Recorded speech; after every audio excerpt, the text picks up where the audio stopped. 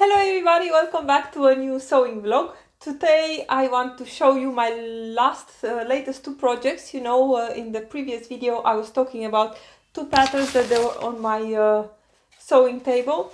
So I want to talk a little bit, to review them a little bit, talk a little bit about how it went, to show them to you. And also I have a few new fabrics from Driessen Stoffen and I would like to show you those too. So I'm Camelia from Calcedonia Sewing YouTube channel. If you don't know me, I'm all about sewing. You see here only sewing reviews, sewing pattern tutorials, sewing magazines flip through. Every month I have three magazines, Burda, Knipmode and Patrones, and everything about sewing. So if you are not a subscriber, please consider subscribing to my channel and don't forget to give me thumbs up if you like a video. So let's get started. As you might remember in my previous sewing vlog, I'm going to pop this one here. I forgot. I was talking about the fact that I wanted to participate in the Minerva sewing challenge they had last month, the Butterick sewing challenge, and I wanted to go in with Butterick 6855 and 6875. The patterns they're offered by Minerva, but because the post it was really slow, they arrived only 5 days before the challenge was over, so I had only time to make one of them. So I'm also going to start first with this one. This is 6875, is a woven t-shirt. It's a short sleeve top, and there are three options, A, B and C, where option A here, it has a soft sleeve, and as you might see here in the green one, you think there are some pleats in the neckline, and that cut out here lower. And then there is view B, the blue one with the elastic in the sleeves, and then a plain view C, which has no cut here, but it does have the elastic in the sleeves. But all the options they are, you can make even more, you can change between them. You can also make view C just plain with without any cut and without any gathered sleeves, whatever, and you have just a plain top. Really easy to make pattern. Actually, I was thinking that this cut, I'll try to put some pictures here. I was thinking that this will be a really challenging thing to do, but actually it is really easy. What I was a little bit bummed was when I traced the pattern, I still did not think about it, but then later in the previous video when I was talking about the pattern, I realized that actually there are no pleats here at the neckline. This is, and I think who made this drawing did do a little bit, did make a mistake, because there is only, because of the twist, how this thing is twisting here at the neckline, you get those gathers, or the fabric is not flat, but there are totally no pleats, so there are no pleats there.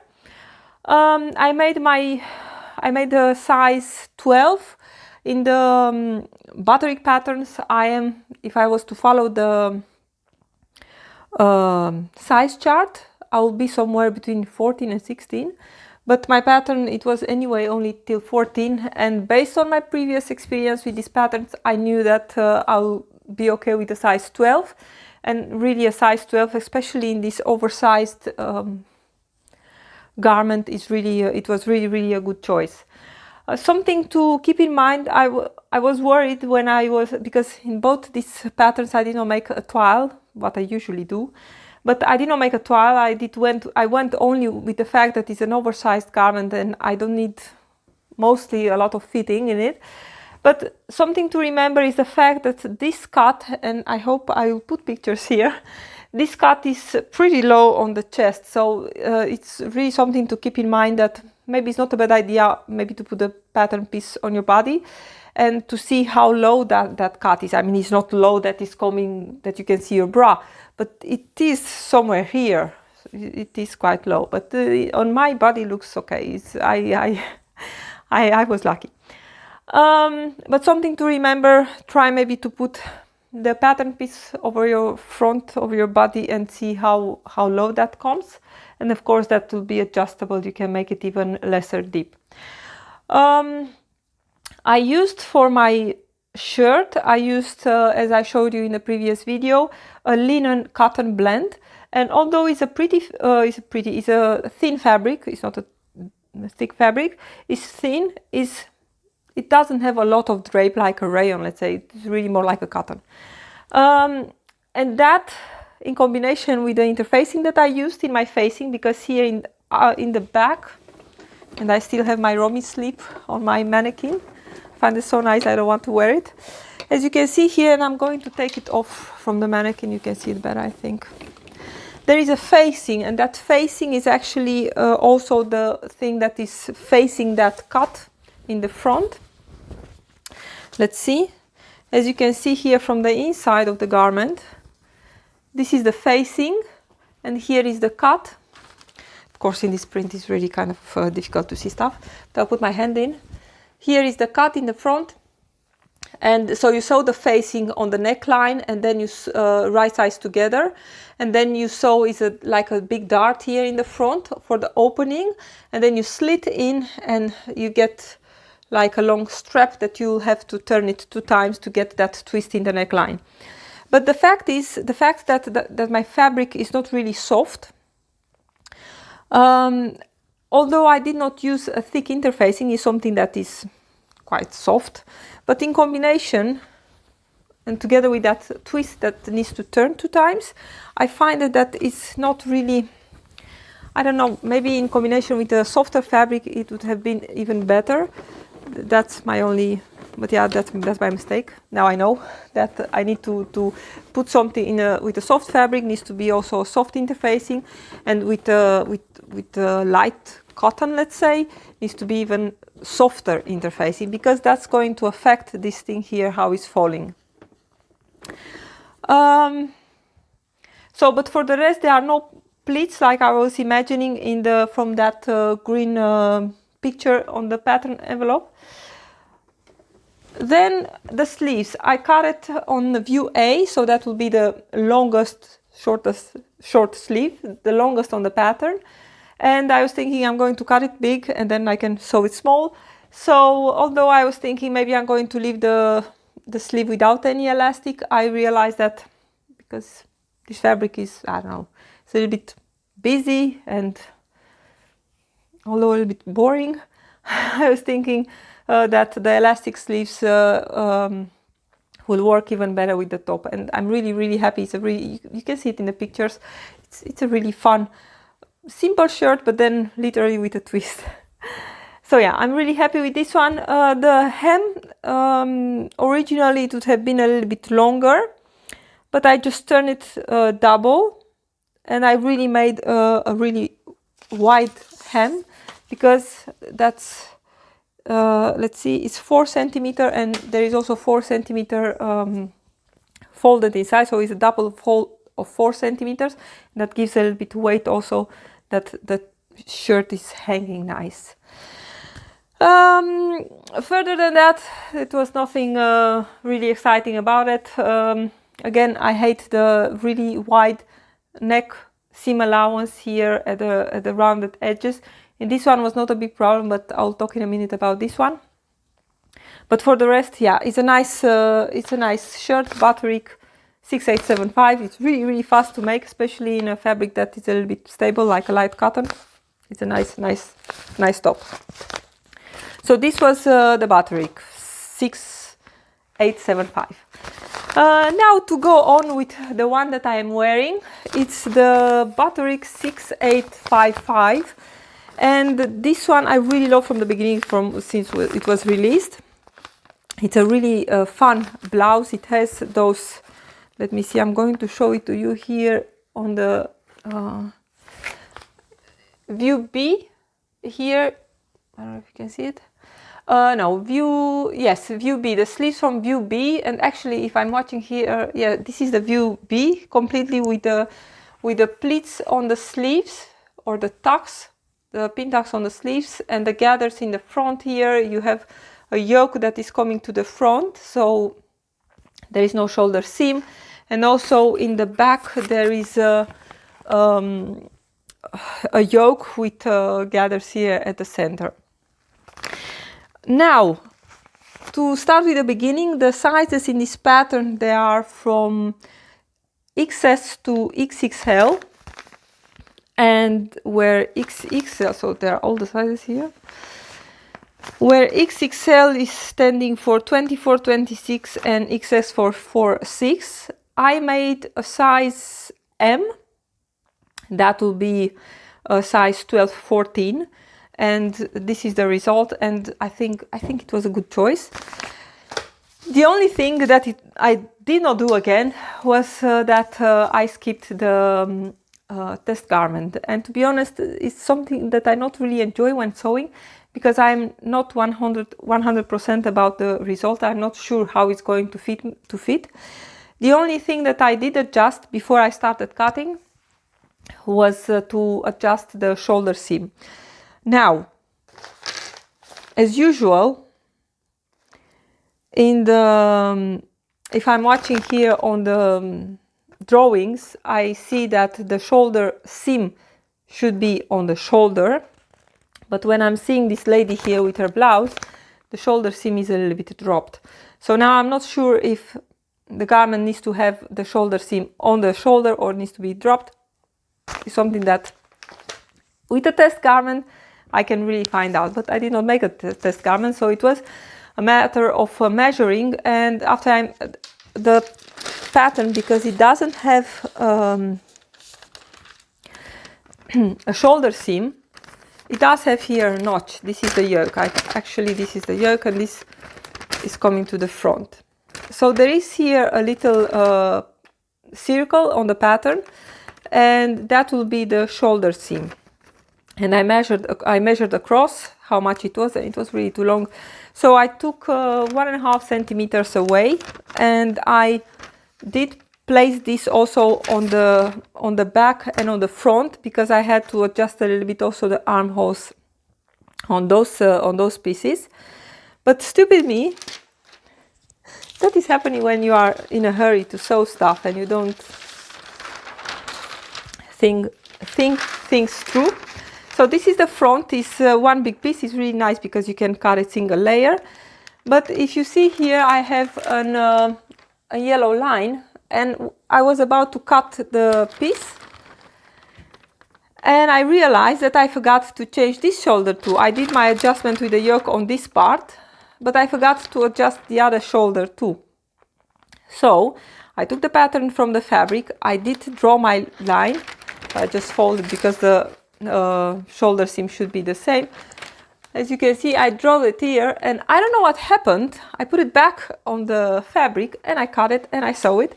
And today I was here putting the pieces away to show them to you, and I was thinking, what did I do? I forgot to take this out. So of course also my, let's see, will be my right shoulder is, of course, I have more fabric here than here because I forgot to cut it away.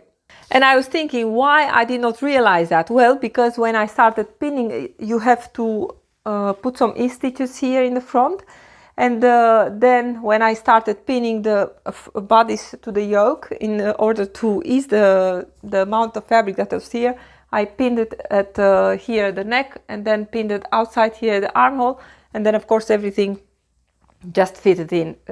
I did not realize that.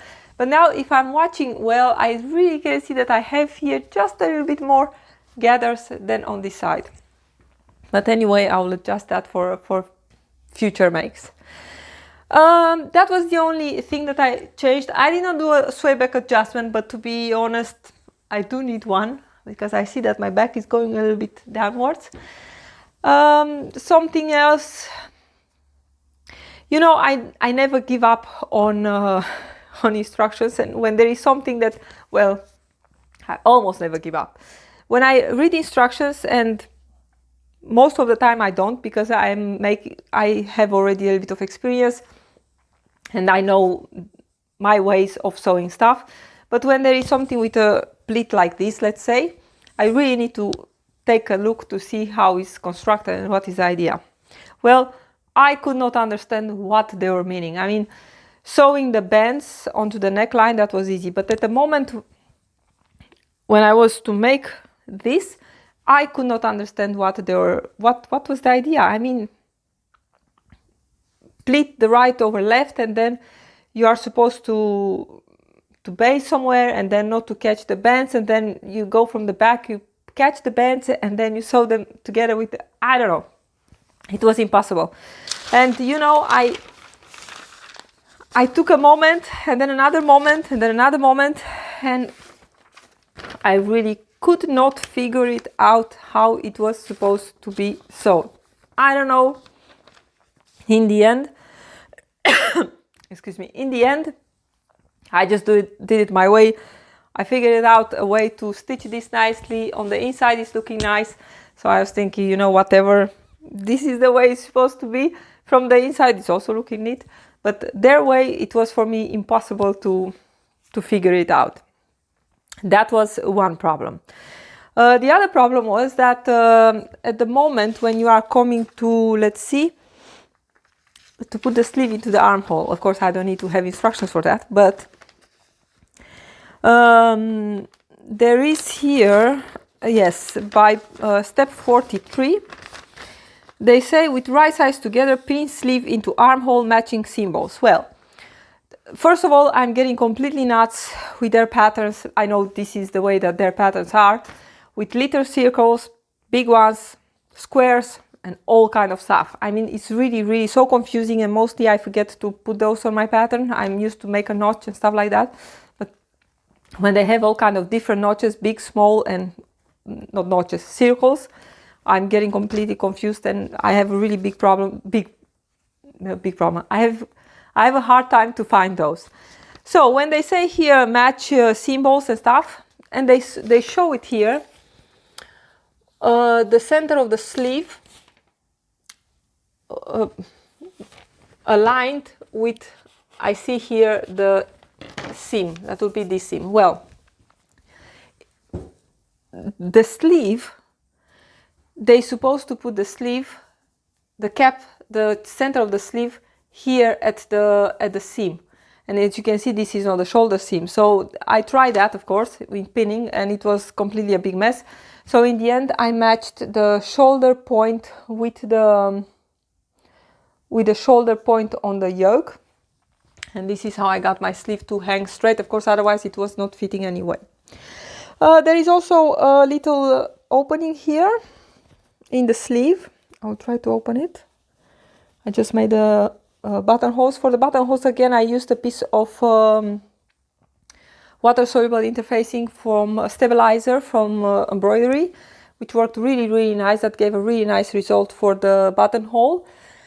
Again, there is here some fabric that is supposed to be pleated and basted somewhere. I am not sure where I need to baste that based on the instructions. But when you close it, you don't need to baste anything because it's forming like a pleat, and you close it and it's okay. So that was a little bit confusing also, but I think it's looking nice.